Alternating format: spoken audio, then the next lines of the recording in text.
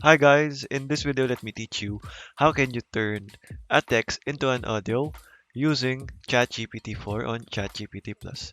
So for this to work you have to be subscribed to the ChatGPT Plus and let's get started guys. So what this is it basically is a speech key plugin right here. So as you can see we've already made a test here, test language or Hi, test this is voice. So what basically will happen is it will generate a voice for you using this prompt. So all you have to do is make sure that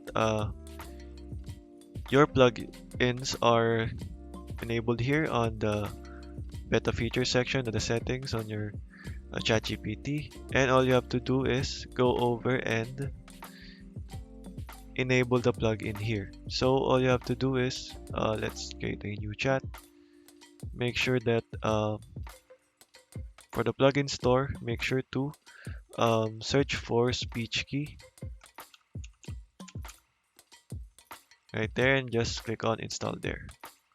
So once you are here, all you have to do is tell it to turn an audio file in from a text to an audio file. So look what I made here. Turn this into an audio file. Hi, this is a test. And as you can see, you are asked to create a account here. So you just have to create an account here if you're first time doing this.